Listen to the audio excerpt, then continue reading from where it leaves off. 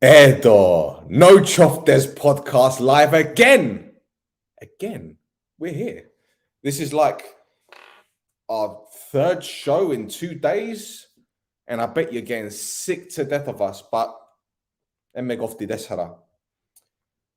Toda bola Gobelja, what I have to say, you can tell by the title, Uncle P spills the beans. Now, given Papastavrou's comments to the media about GOP, about everything that's happened over the years since he's taken over, he's been very outspoken. I just say that this guy has got arhidia, man, big balls, because you need to have big balls to say the things that he's said in the past. But Simmera, listen, his balls, his arhidia, they're gargantuan. They're like the World Trade Center size balls, man. Obviously before they were blown up, but his balls are massive. Because we know how cutthroat the media can be, especially in Cyprus. We know how demanding a lot of our supporters are. We know how much criticism the guy's been put under since taking over the club. And obviously the takeover that broke down upset quite a few people, many people, left people confused, left people not knowing what was going to happen with the club, the situation. Did you really want to sell? But he had the balls to sit in a press conference with the media surrounding him, with thousands of people watching live on YouTube. And the stream wasn't great and it cut off a few times. But the balls that he showed to come out and set the record straight. Come on. You got to give him his flowers, man. You got to give him his flowers for doing something like that, because I don't know any president of football clubs, of companies that would come out and say the things that he said. You won't hear it from politicians. You won't hear it from CEOs of big companies. You won't hear it from people from Coca-Cola or Pfizer or wherever. But he's come out, and I tell you what, he's put people on blast, hasn't he? He's set the record straight. And this is exactly what we wanted. Now, I've got celides of notes that I've taken. And, you know, it might not be direct translations. It might not be perfect. But I'm just going to recap what he said. That the first thing that he came out with was that he didn't want the takeover story to come out.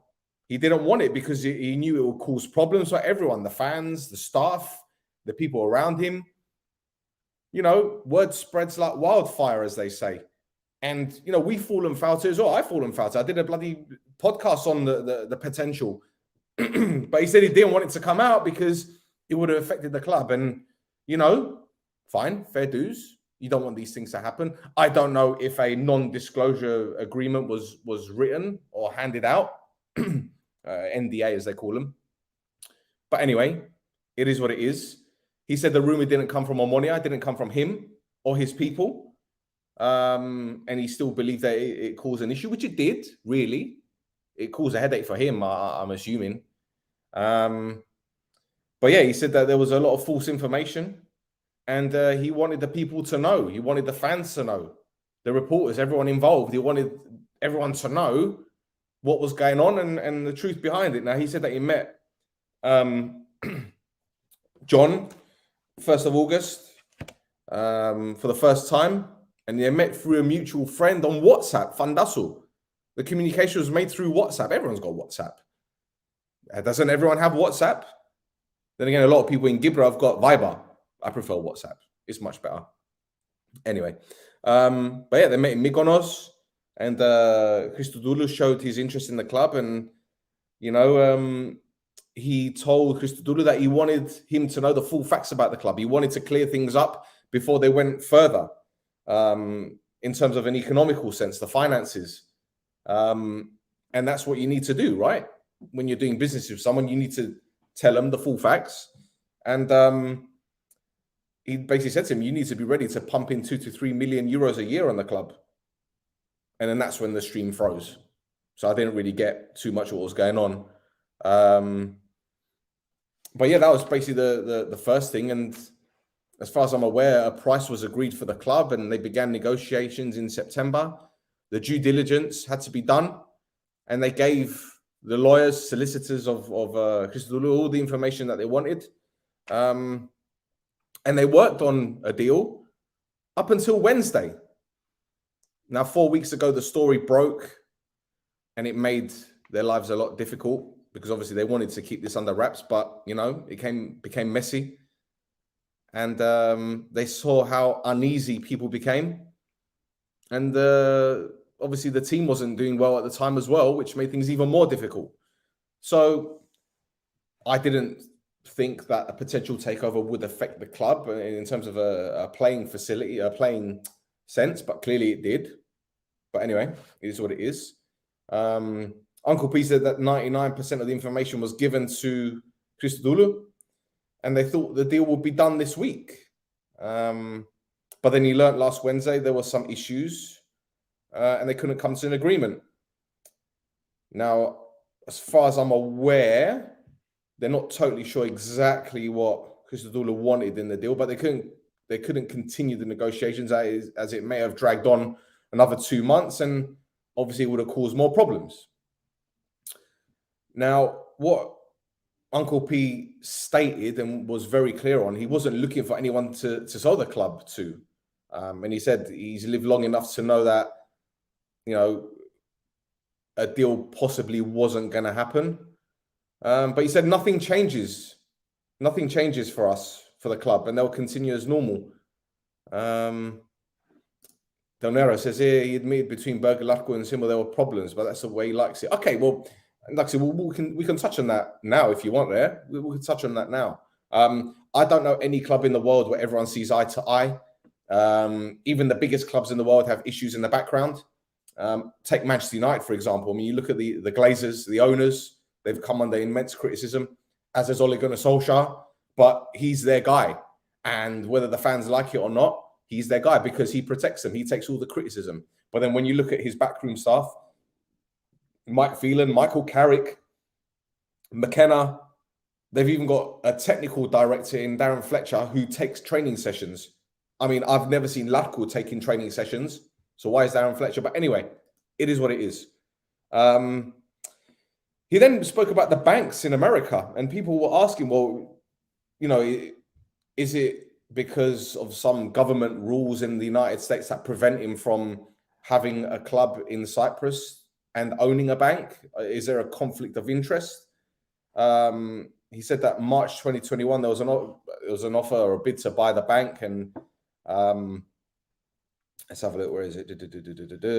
He didn't know if anything. Anyway, he didn't know, and still doesn't know, if owning a club will cause an issue with his offer to take over a bank, and he's waiting for the US government to decide. Now, okay, fine, fair enough. That shouldn't really be anything to worry about for us. And if the agreement to purchase a bank or whatever doesn't go through, then I guess we cross that bridge when the time comes.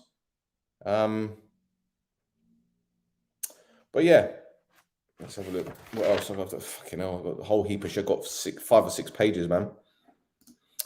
He must tell us what the demands requested by John Christodoulou that Mr. Papastavrou believed that the club, so my deal would not accept them, and the agreement collapsed.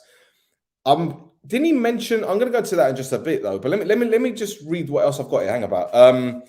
You want someone to be in safe hands, which is important. Obviously, you don't want to be selling the club to someone that doesn't give a shit about the club. Now, I don't know whether that's him worrying about his reputation or anything else, but you know, he wanted the next person to take over the club to continue the good work they've done in the last 2 to 3 seasons, and I think that's vital. You can't have someone coming in and just completely changing everything around. If it ain't broke, don't fix it, right? So, you know, right.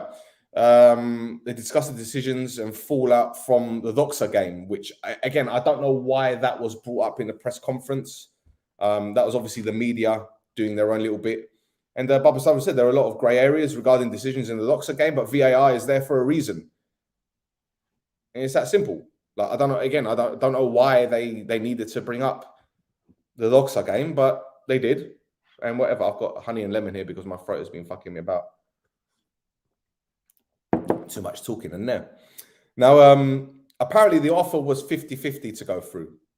It was 2 months of negotiating, and it still was 50-50 this week. But once the negotiation issues came up, that's when they had the feeling it wouldn't happen. And he said he decided to kill the deal before it escalated. Now, as far as I made out, because again, this could be lost in translation, I could have got it wrong. So if anyone's watching that can correct me, feel free to do so. But there seemed to be an issue with who the club would belong to. And as I understood, Christodoulou wanted to make it very similar to the Bayern Munich and Barcelona model, whereby the fans would have some say or some power or some ownership. But then there's the management agreement, which Papastavrou has, which lasts 20 years. And once that 20 years is up, then whoever takes over can make it into a private ownership or a limited company or whatever, fan-owned. But until then, it's still going to be a club, an ederia, as they say. And being owned by fans long-term means that dividends can't be paid out. So people won't get any money for owning the club, I guess. Whatever. Christodoulou wanted the club to be for the fans, and this was something that Papastavrou disagreed with, just put it that way. So yeah, and he believed that it would be a mistake to put in these terms to make it a fan-owned club. So there you go. He also said something along the lines of if the fans want to pump money into the club to help, he wouldn't encourage them to do so, which is fair enough. And we spoke to Fofi at the beginning of, when did we speak to Fofi? End of January? And he was saying that when he was playing for the club, he'd be going to the supermarket and fans would be paying for his fine. You know, we don't want the club to get in that situation again, do we? Now, the unease, his uneasy feeling came from two factors. First of all, financial issues in Cyprus. Well, I actually know, hang about this. This basically was related to the banks in America, his potential takeover. And, you know, if you wanted to buy a bank out there, there's two potential reasons why they might put a block on his attempt to buy a bank. First of all, the financial issues in Cyprus. And he brought up Grisi, what happened back in the day. Fucking, I lost money in Cyprus. I had money in the bank, you know, like you. Anyway, I'm not going to go into that. And obviously the US are aware of those issues. And also problems with the Cypriot game. Again, he didn't elaborate on that, but obviously there are issues in the Brodathlima, political issues, which perhaps the US bank were aware of, but maybe that might put a little block on his attempt to purchase the bank. But anyway, it is what it is. He believes he should have had the bank by now, but thinks it will happen soon. He then spoke about Loizo, an offer made for Loizo in the summer that was brought up, a question. And he basically said that, you know, he didn't want to be, what's the word? Undersold, if that makes sense. You know, there seems to be a stigma attached to Cypriot footballers or players in Cyprus that clubs in Europe can buy players from Cyprus for on the cheap because of where the island is. And he basically said, no, if this player is worth a certain amount of money, that's how much he's going to be sold for. We're not going to undercut ourselves because we want to sell to a big name. And he explained it to Loizo. And they said that they'll only consider offers that match the talent and the ability of the players. Now, I've said it myself on numerous occasions on this podcast that, is he worth 3 million? I don't think so. Is he worth $1.5 million? Probably. That being said, and this might sound really stupid, but speaking to Oliver yesterday, or the day before, apologies, doing the FC Basel preview, the guy who works at Football Manager, saying that Loizo is a -7, when the highest is a -7 for players with potential. You know, is he worth more than 3 million? And again, these are things that we need to take into consideration. Okay, Loizo might have had a rocky start to the season, but we don't know what the second half of the season might bring.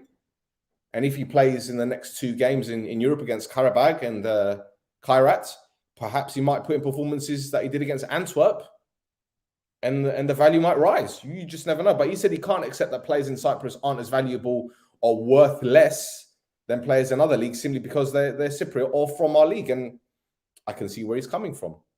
I can completely see it. And as I said before, I wasn't pleased with selling a player for what? I wasn't pleased with the valuation of Loizo if it was to be 3 billion. That is, and if the offer was 1.5 million, I personally would have sold him. But that being said, I'm glad that he's come out to say something about this because it makes sense.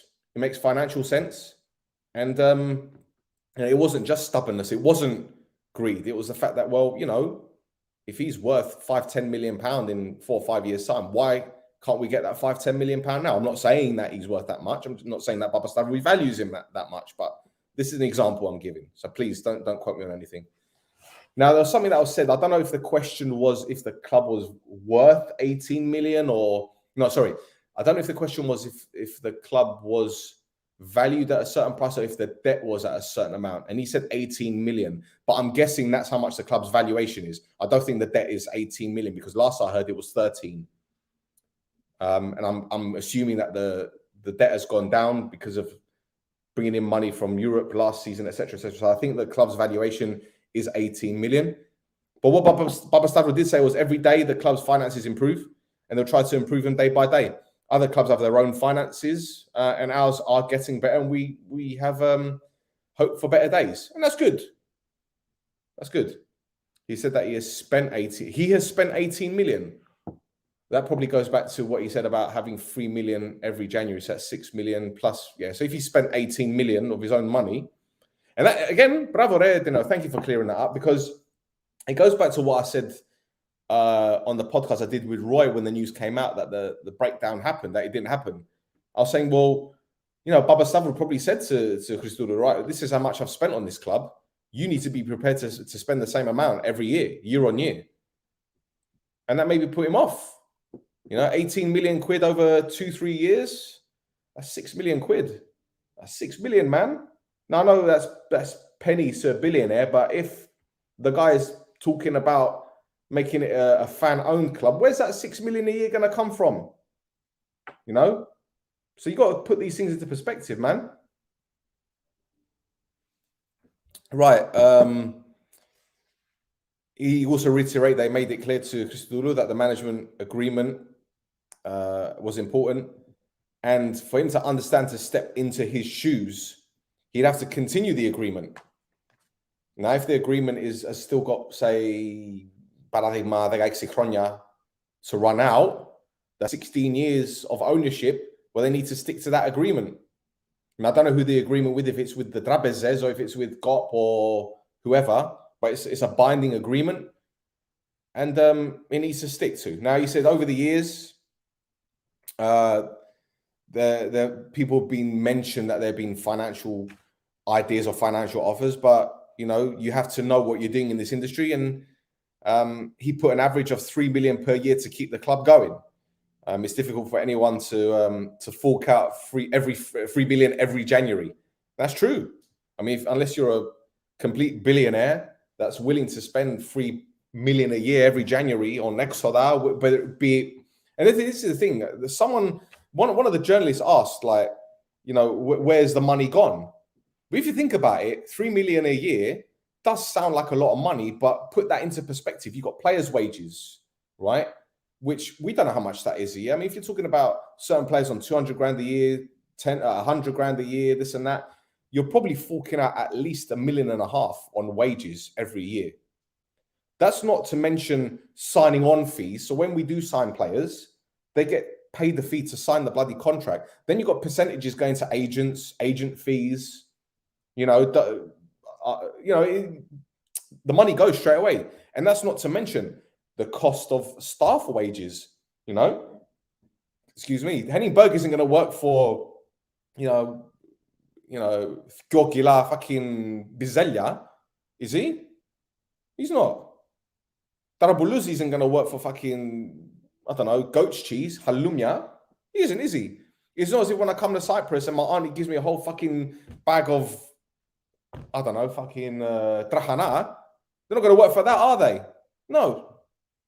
Lefta, so they need to get paid. And that's not just the staff. It's, you know, people at the training ground, the dietitian, the strength and conditioning, the chef in the kitchen, the dietitians, everything, everyone. So that 3 million goes to that.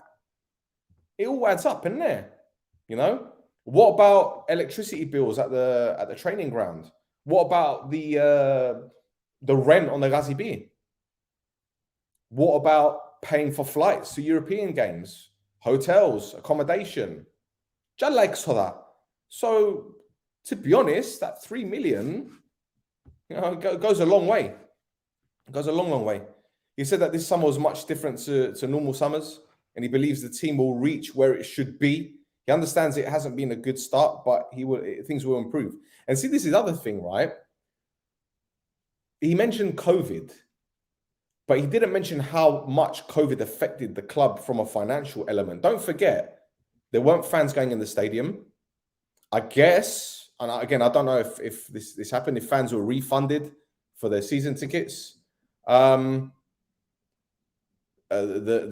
sponsors in the stadiums, the money made on match day, be it from, you know, merchandise, t-shirt sales, all that kind of stuff. You know, fans weren't allowed in the stadium, so how are they going to spend money in and around the stadium? So, yeah, it's a difficult situation. And again, I think he's handled it well. Now, they asked a question about SPILLS, the training ground. He said they're waiting for the license to start redeveloping. So the plans are there. We've seen the plans. We saw the plans last year. So they're just waiting for a license to do so. Said the budget is 10 to 15% higher than last season, which again is understandable because players have come and gone. And when you look at players, for example, Mix, I don't think he's on a low wage. I don't think Bashiru's on a low wage. So yeah, obviously we've brought in more players this summer. I think 4 or 5 players left, but we brought in 6 or 7. So yeah, the budget has gone up 10, 15%. And don't forget, you know, when staff are relieved of their duties, they need to get paid out the rest of their contracts as well. So again, lots of things to take into consideration. It says here lots of people have have information on the bombing outside the vice president's home, but they're too afraid to talk. And they would have put up a reward for anyone. They would have put up a reward for anyone. Doesn't matter who it was. He then ended it with pulling up Gerkida, which for me was fucking brilliant, man. Gerkida, we know who their allegiances lie with, right? Yeah. But he said to him, you know, you guys have been taking a lot of photographs of me out eating, drinking at restaurants, etc., etc. Next time, I should give you guys some notice where I'm going to be, make your lives a whole lot easier. Bang, mic drop moment right there, yeah? What geezer? And this is what I'm talking about. Arcadia, the size of the fucking World Trade Center, man. Now, listen, I'm going to put this, I'm going to invite you guys. I'm going to put the link here. If you want to jump on and talk about it, the link is right here in the comments. Yeah, if you want to come and talk to me about it, share your views, share your thoughts, by all means, tell me what you think, whether it be good or bad. Emmegofti, this is your platform. If you want to talk to me about it, Ella, let's have a look. Something I really didn't understand was the problem between John and Omonoia. Papastavrou was direct in every answer. I'm fully covered and backing. Bravo. Bravo. Good man. I agree. That's brilliant. He must tell us what demands requested by John. Yes, yeah, see, these are the things that he can't really divulge. Really, he can't really divulge that kind of information. But we would like to know. We would like to know.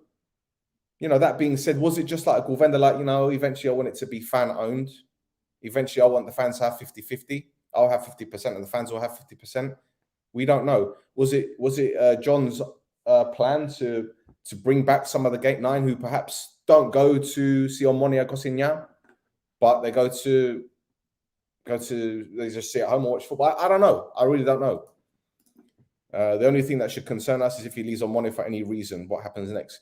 True, but then you could say that for most presidents at football clubs. And there you can say that about Girzi, you can say that about Manidara, although I guess Apoel will be probably positioned better if that idiot leaves them. But no, keep him there for as long as possible because he's doing a stellar job at the moment. You'd like the answer for the shares? I like the explanation. What's my opinion? Will be in safe hands? Well, in all fairness, there, I'm not going to sit on the fence with this one. I was a little bit disappointed that the deal didn't go through with Christodoulou because of the dream that we had that he'd be spending money and bringing in players. But then when you listen to Uncle P's side of things and his explanation, it makes sense. Okay, we got some clarity. In fact, we got a lot of clarity and a lot of transparency with this, and we found out the real reason why the deal didn't go through. And that's it is what it is. Papastavrou made it clear that he's loyal to the club. He's going to stick to it. And let's be real, it's a 20-year management agreement, isn't it? So, if he does sell the club, the person that takes over has to continue this mantra, has to continue the values, has to continue the work that he's doing. So, for at least 17 years. So, I'm not worried at the moment anyway. Still, the worry, I think, is if you put out the deal to buy the bank and tell me yes to sell his shares. Yeah, there's that. But then again, as he said before in the press conference, he won't sell his shares or sell the club to someone that doesn't have the club's best interest at heart. And I think that's vital. That's vital. Because we don't want just anyone buying the club. We want someone that's going to continue the good work. So again, we have to take his word for it, because has he lied to us? I don't think he's lied to us since taking over the club. So what we can say is that he's an honest guy.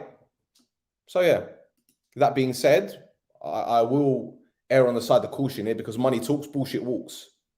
And money can change people, man.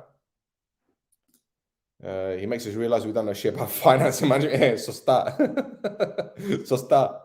Let's have a look. The pending decision by the USA government. If he has to sell Omonoia, what will happen? Yeah, I think I've just mentioned that, Alex Philemon. But again, I think we'll worry about that when the time comes. There's no point worrying about that now. There's no point, because again, everything's a great area at the moment. John says that he's a true Omonoia. Where was he 5 years ago? See. Yeah, that's the other side of the coin, rare. That is the other side of the coin. Where was he? Was he aware of it? I mean, this might sound like a stupid question, but I mean, I'm living in the UK, and 4 or 5 years ago, we weren't privy to that kind of information. I'll tell you guys something, yeah?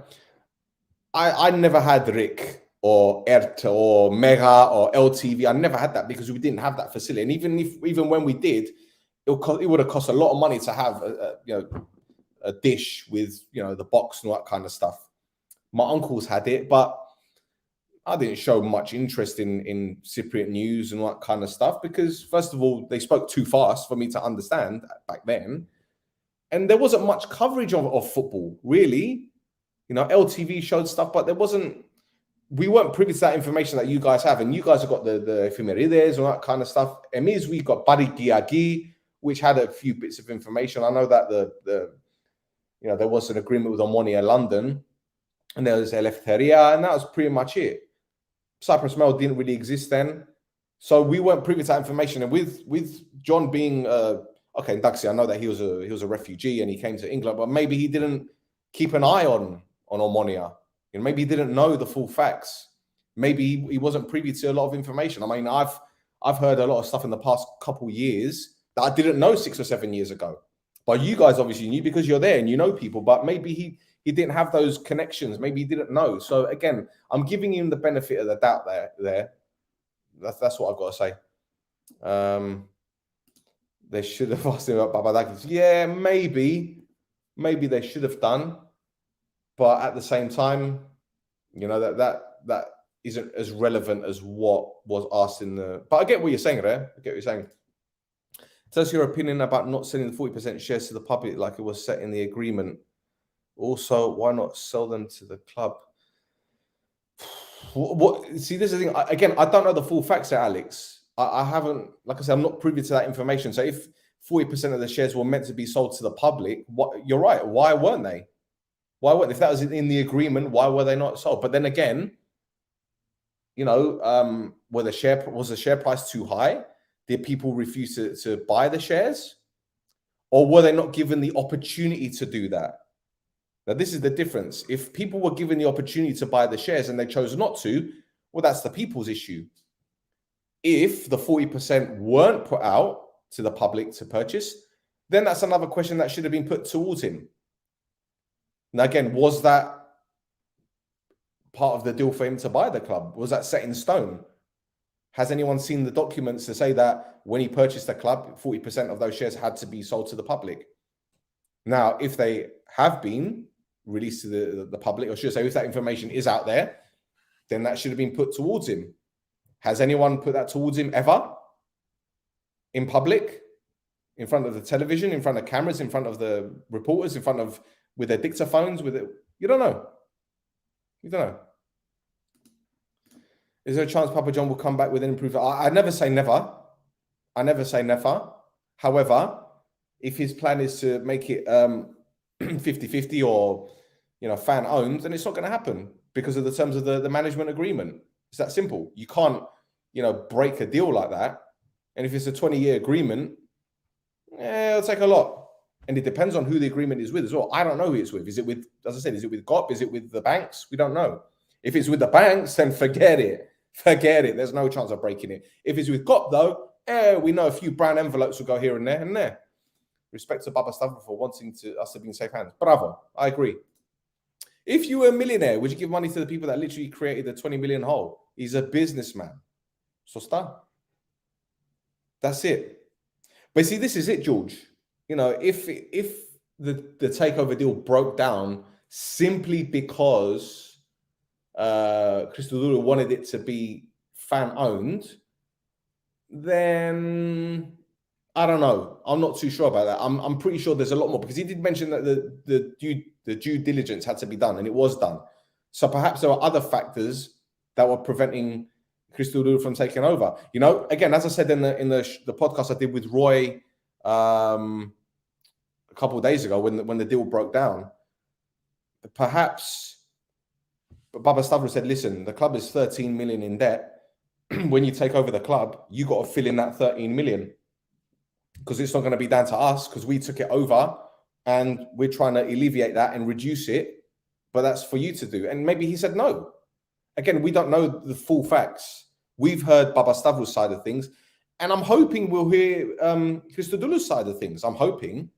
But you know him. He's not the kind of person to come out and, you know, talk about his business affairs.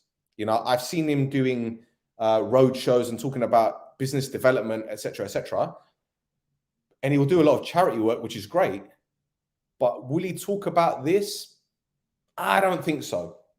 But what I will tell you guys, and I'm going to tell you this for now, I'm going to do my level best to get him on this podcast.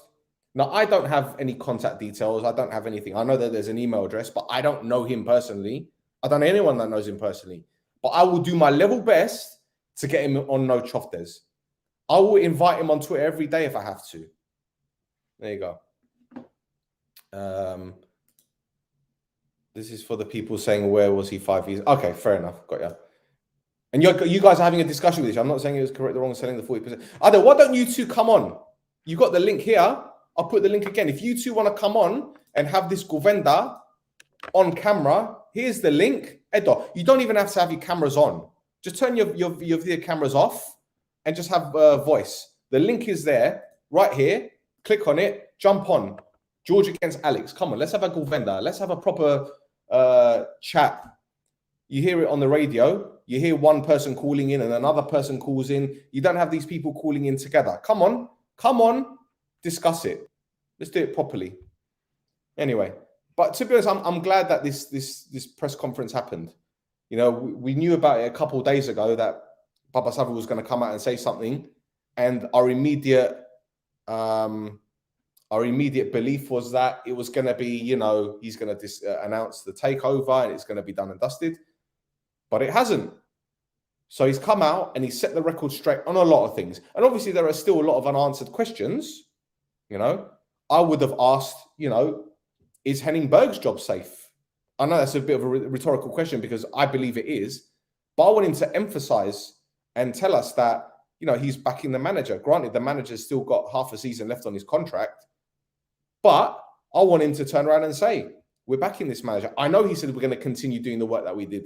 I know he said that he believes that the club's going to turn things around.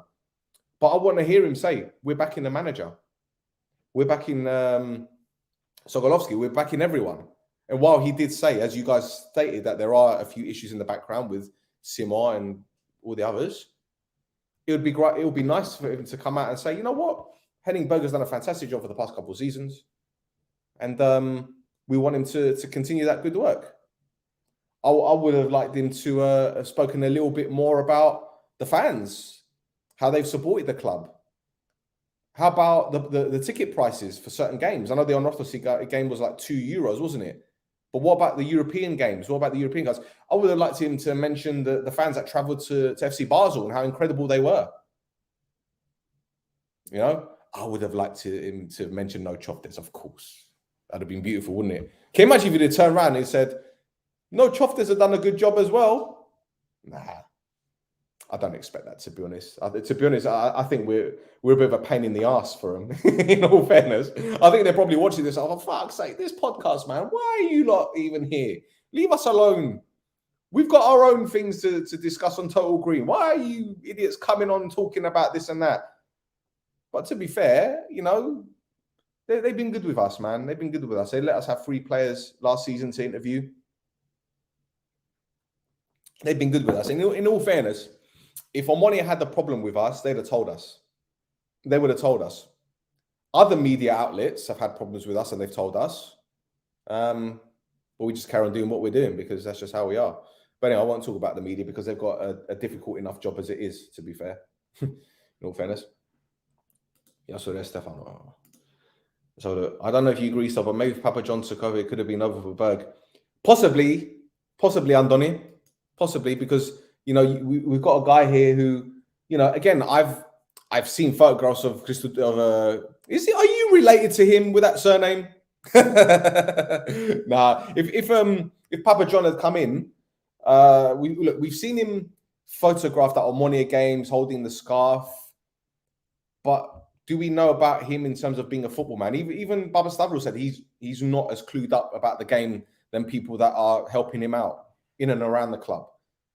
Is Christodoulou a proper football fan? You know, I'm not talking about knowing the history of the club. I'm just talking about, you know, at least knowing a bit about the current players or, you know, tactics or how you need to give people time to do a job properly.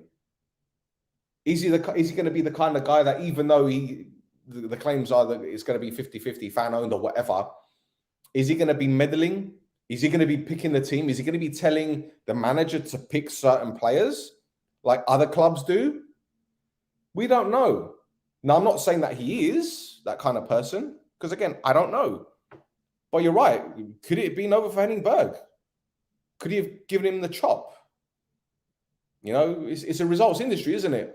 And him being a businessman, would he have seen it from a business perspective to say, okay, well, if one of my hotels ain't doing well, and let's say, for example, there are numerous complaints about staff and the manager isn't doing anything about it, the facilities aren't good, and the manager hasn't reported to his line manager that, you know, this needs to be fixed, that needs to be fixed, and the manager isn't doing his job properly.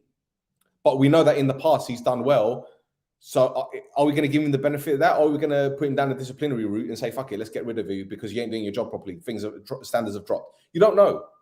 You don't know if he's going to implement his business dealings from property way and implement it in a sporting way. It's completely different. You can't run a football club on the pitch like you would your hotels or your offices. You can't do it. You can't do it at all. What remains unclear to me, since the president said he has to put 2-3 million more than he gains, what's in it for him? Why would the businessman lose money just like that? That's a good question. That's a good question, because he did say he puts in 3 million a year. He didn't say how much he gets though a year though. See? And this is the other thing.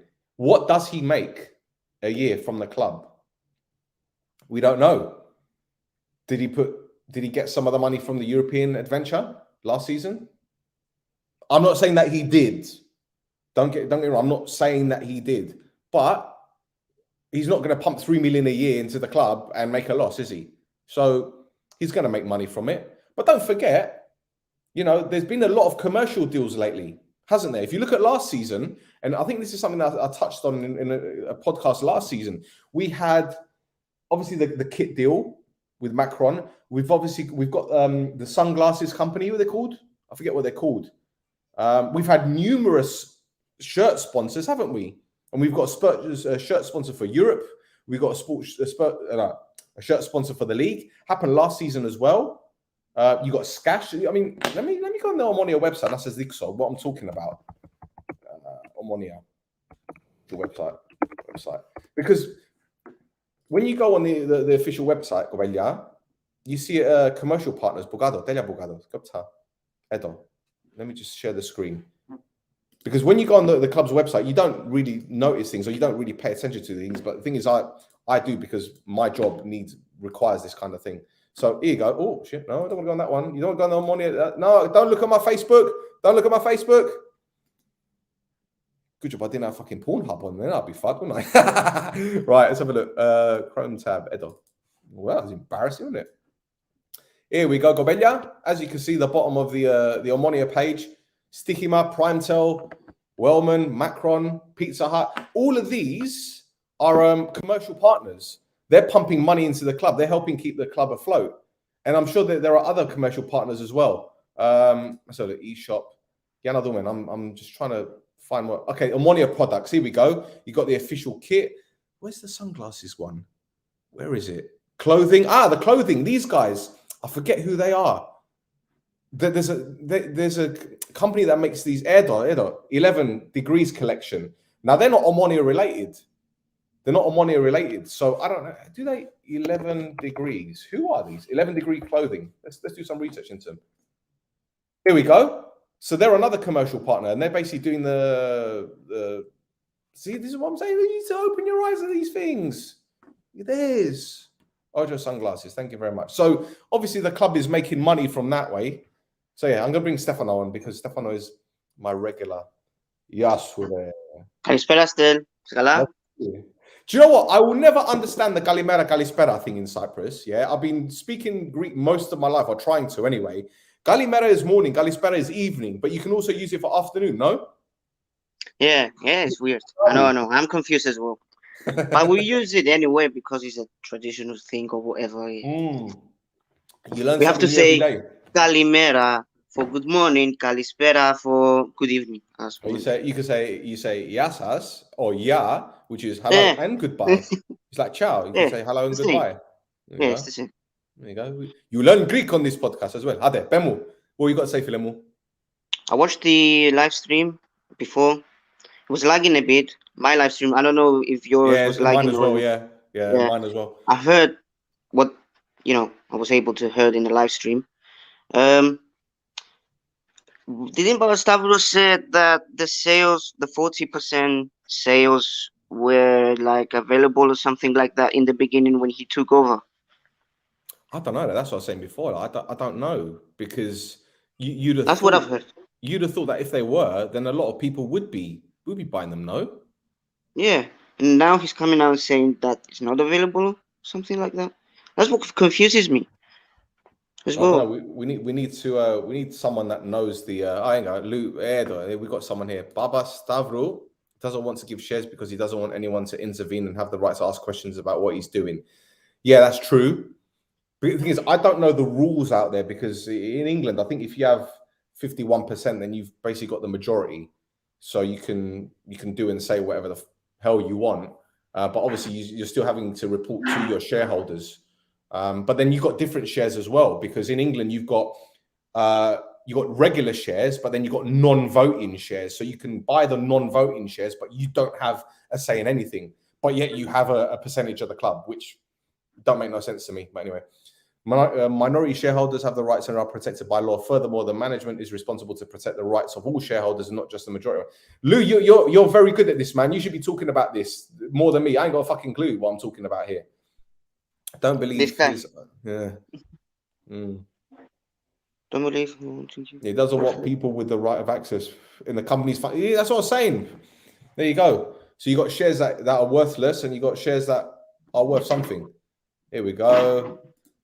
The 2020 and 2019 budgets are, as per the FS submitted to GOP, are not accurate, and the expenses are blown out of proportion deliberately.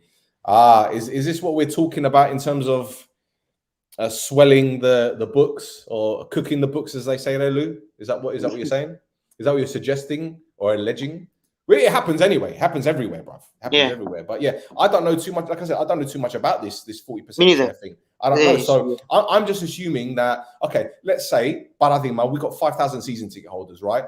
How many of those 5,000 would buy shares if they were available? But, and also a caveat to this, or should I say the addition to this, how much are they worth, these shares? Do you know what I'm saying? So I don't know. I don't know the facts. So I'd be fucking pissing in the wind if it came to talking about this, because I don't know. But so your guess is as good as mine, to be fair. Yeah.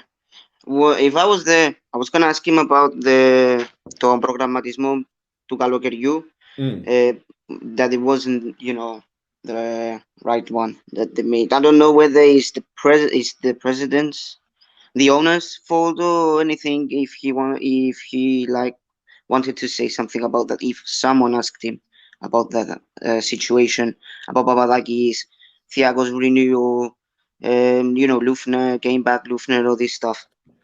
That's what I was gonna ask him. I don't think I don't think he's the decision is not his. Yeah, well, I think he makes the final decision, but he's obviously going to listen to the people that are making the deals, like Larco and Tarbuluzzi and Grigori. And from what I've been told, Grigori is the guy that's the closest guy to him, that basically, advises him most.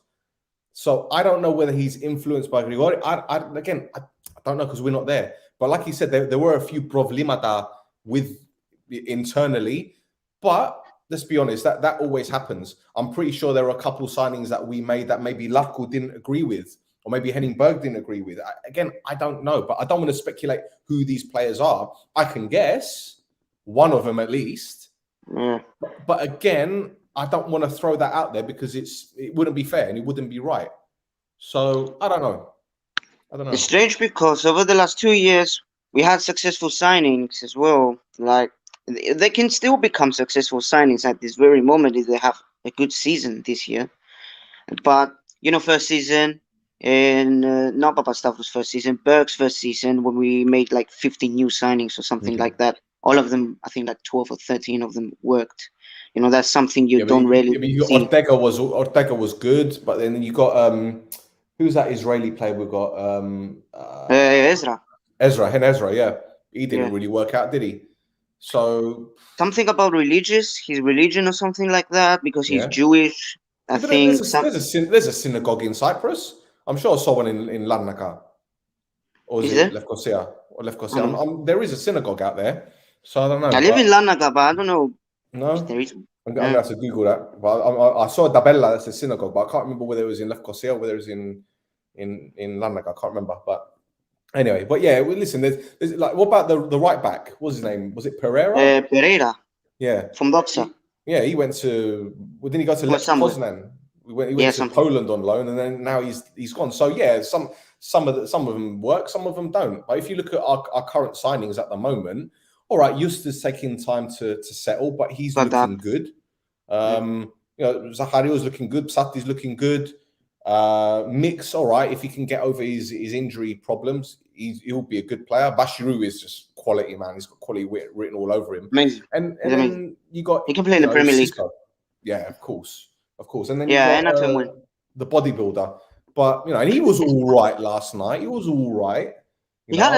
There were a few moments he had stinkers.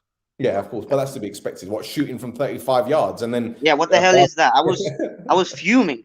What was that? Red Balls almost scored there. They counter-attacked. And we had like 3 men at the back. What the fuck is going on there? What are you shooting for? You got 2 players ahead of you. 3 or 4 players in front of him, and you're shooting, throwing bodies in the ground. What are you doing? You've been playing FIFA 22 too much, man. That's the problem. Yeah, maybe. But you rarely score long shots in that game anyway. Yeah, exactly. I don't know what he was Hopefully trying to good do. reason, but Yeah. and vaccine gonna do whatever. But now, so overall, how did you feel about the press conference itself? Did you do you feel better now? He's come out and addressed a lot of things. Yeah, well, I trust him anyway. I had no doubt in him. No any doubts or something like that. I didn't want a new president. I knew that my only concern was why the programmatismo went like completely sideways this season. But the other things, the financial state, what he does as well as a president for this club, he's amazing. He talks to fans as well, like I have no issues with the guy. I never did that. I am one of his most stone cold supporters because he's brought this club from the absolute gutter to here. He made miracles, so you cannot have any like issues with him. But coming out with these statements he came out today, I'm more relaxed to be honest. Excellent, And you have to excellent. know, yeah, Of course, I agree, 100%, yeah. 100%. So yeah, man. Also, before I let you go, what do you make of his comments to Gekida? That was fucking brilliant, man. Yeah, I love. Like, ah man, What a some guy! people. What a guy! The way he said it as well, just started laughing about it. Like, hey, Yeah, he said like, I'll give you some if I'm gonna notice. I'll go give out again, you. I'll tell you or something like that. What a geezer! And see, this is what I was saying before at the beginning of the show. I don't know if you said if you saw it. Like he's got balls, man. He stepped He up to GOP. does. He stepped up to Yeah, the Gazibi committee. He stepped up to he fucking said Pedri. everything, bro. Yeah, He yeah, put them into yeah. like oblivion. Everyone. And this is what I was saying in the show I did with Roy a couple of days ago. Like, would Papa John do that? He doesn't seem like that kind of person that would just like put people on the shelf, man. Like, you need Yeah, someone with balls to step up and say what and he needs to showed be them. said.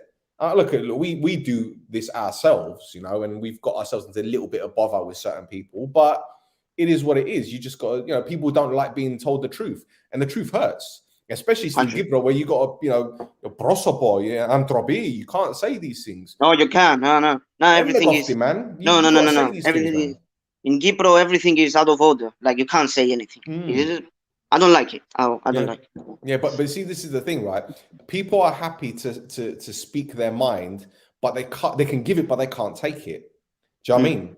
And when they're pulled up on stuff like, look, we've seen it in on Facebook group pages, like people discussing certain things, and when people are called out on their bullshit, they react differently. They start PMing people and start getting personal. I'm like, Jesus Christ, this is a forum. It's an open forum. So if you've got something to say, be prepared to face the consequences of what you say. I'm the same with this. I know that when I say something, someone's going to message me or someone's going to put something in the comments or give a Someone's dislike. gonna cuss you. Yeah. Of course. I've had death threats there. Like, Death threat. yeah, man. Last season, when I did that prank call to Abuel, I got death threats. Yeah. But for me, it's like, well, brother Bola, when I come to Cyprus, no one says nothing to me. Like, whatever. You got no so balls. It's this, man. It's people hiding behind the screen there. And it's the same. Exactly. Same goes with people that criticize online. And to be honest, without like Twitter, Twitter's the worst. That's toxic. The worst. Yeah, Twitter's the worst platform to I don't use it. I would never use it. I still use it, but for my other projects. But I think TikTok is probably getting there now in terms of being the worst. Yeah. It's one of them toxic sites. I never liked TikTok. I'm not one of those persons who will make stupid TikToks, short videos or whatever. But the thing is, a lot of the TikTok users are like teenagers. Do you know what I mean? Youngsters. I'm a teenager as well. I'm 20. You're 20. Yeah, you're not a teenager. Yeah. We said teenager there. But like, listen, once you're like 12, 13-year-olds that go on and say this and say that, it's people that easily got at as well. You just get the bait, you get the rod, you go fishing, you throw that in the limni, and you get your fish, you get your psari. You're fish baiting. That's what you're doing. You're baiting people, and people bite easy. I can, but I forget what I was saying. Yeah, but I was saying about the media. You know, we have friends in the media out there, and we've been very grateful to them for supporting us. But there've been others who have been a little bit sly, you know, a little bit sly, and they don't like what we're doing because we're doing something that, but we're doing something that they can't do, not because they don't have the ability to do so, but because they're not allowed to within their means. You know, they can't be controversial. They've got to say things and try to be impartial. But deep down, some people from certain publications are very anti-Omonoia, and they make it very, very clear. But we just call them out upon it. And people don't like it because I'm Drobi. Cool. He needs to make a living. The guy needs to make a living. I thought you've got the brevity to come out and say these things about Omonoia. We've got as much right to respond to that kind of stuff. And if people don't like it, then don't I'm gonna watch sit it. there like dickheads and listen. Exactly. Sorry for my language. But Exactly. yeah. But yeah, let's see some more comments, right? Papastavrou has done wonders for Omonoia, and you can see the model he's implementing, promoting the Cypriot talent. Also, Papastavrou is not scared to speak his mind. I respect him so much for that. Yeah, this is exactly what we just said. Our model should be one major shareholder, 51%, and the rest, 49, should be owned by the public or the club. That'll give meaning to our anthem. Yeah, see, this is it. And people, you know, I've had some Upwell fans messaging me saying, yeah, or IL fans as well. Yeah, La Omada, yeah, do La Omada, yeah, like you guys are run by the people. Get in the bin, man. Get in the bin. They love you. You tell me, and the thing is, this is what I go back to what I was saying about morals, right? I said this on my previous podcast. People talking about morals and ethics and that kind of stuff. You tell me one big club that is self-sustainable that is all about the fans. I could tell you Chelsea isn't. I could tell you Liverpool isn't. As much as they want to dress it up as the club for the people, I don't think FSG. I'm a Liverpool fan. Yeah, I'm a Liverpool fan. You think FSG give a shit about the fans? I want them out. I want them out. They're ruining the club. The only reason Glazers at United, the Glazers at United, and the Saudis at Newcastle. Well, you think they give a shit about the club, the fans? Of course they don't. Sports washing, man. But morals go out the window. City as well. Well, let's talk about them for. We need another podcast for them. But this is what I'm saying. Like, what has oh, here you go. All the Bundesliga clubs are owned 49% by the public. By the public, yes, I agree. And 50 plus 1. It's 50 plus 1. It's 50 plus 1. However, what I will say though, to that, how many teams have won the Bundesliga in the last 5 years? Only Bayern. Right. Only Bayern. So this model only seems to be working for Bayern Munich because they're the only team that's been relatively. Well, I mean, I don't understand. I don't understand that one because Bayern always buy the best players in that league. So if the fans actually allow that to happen, how is it owned by the fans then? I'm gonna go buy Haaland. Next season I'm gonna go buy Haaland. Next season I'm gonna go buy this guy, Bellingham or whoever. Do the fans actually like allow that to happen over all those years? Buying all these players. Mario Götze. Who else? Yeah, Leipzig. A majority owners are fucking energy drink, and they have like 5 energy drink. They got Red Bull in it. So they got Salzburg, they got Leipzig, they got Red Bull New York. They got a couple and the one in Brazil. As well. So again, while they do have 49%, the fans have got a say in things, and they protest and they throw tennis balls on the pitch, whatever. The fact is, what say do they have? They don't have a say in anything. They really don't, because they complain about the times of matches. They complain about this, and nothing changes. Because let me tell you something. If, for example, beIN Sports, I don't know if they've got the Bundesliga, but if they turn around and say to the Bundesliga, I want Bayern Munich against Borussia Dortmund to be shown Saturday morning or 12:30 Saturday morning because we're 4 hours ahead in Qatar, they'll fucking do it. Because money talks. Exactly. They don't care. Talks. And the fans ain't going to have anything to say about it. They'll complain, but they won't have a decision. So this model means nothing. What it is, it's to pacify people. That's what it is. It's a PR stunt. They make it sound like it's such a great thing, but as I said, Bayern Munich have been very, very successful in the Champions League, especially the past couple of seasons. But they've been dominating the German league. So how has this model benefited the league in terms of competitiveness? It hasn't. No. Bayern Munich lost 5-0 the other day, and they're still probably going to win the league. Yeah, that was in the cup, but still, you know what you said before about the owners not caring about the clubs and all this stuff. Perfect example, Super League. That was about to happen. Yeah, the Super League. Yeah. Because all the morals went out the window there, hadn't there? Exactly. And you know, should I tell you the main, and this is the other thing, right, which a lot of people don't talk about, right? The main reason why the Super League was being formed is because each team in that league weren't happy with the money that they were getting from TV money. So when you create a Super League, each club can do pay-per-view. They can basically say, on our website, you can watch Paris Saint-Germain against Real Madrid for 15 euros, and that's how they make their money. beIN Sports don't have anything. DAZN don't have anything. You know, even you guys that got SIDA, that got a lot of the Bundesliga and the Serie A games, you ain't going to be able to watch it on SIDA. So your SIDA subscription means nothing because all you've got is what, IL games or whichever team that they're contracted with. Or No, you extra for Primetel or whatever. I have Primetel, and we Yeah, have you've got Primetel. SIDA Vision, we have Primetel, we have Nova Sports, and It's the all in Primetel. one. Yeah? Yeah. But you've got that subscription, not just for Omonoia games, but you've got it for leagues Other- around the world, isn't it? Yeah. And how much Yeah. do you pay roughly? What's a rough pay monthly subscription? 70. 70 euro. Κάθε μήνα. The whole package. The whole Yeah, package. the Now, let's say all those teams that are in the Super League go off to do their own thing. How much is your subscription worth now? Or would you want to watch Newcastle against Watford every week? Do you want to No. watch Saint Etienne against Dijon. fucking Bordeaux? Yeah. Do you want to watch that? Is that worth 70 euros a month? No, of course it's not. No. So what these guys are doing, they want to break away to make their own TV revenue deals, all that kind of shit. And then they kill everyone else. So yeah, Exactly. You're right. Bang on. Even grassroots as well. They completely destroy grassroots. Yeah, there you go.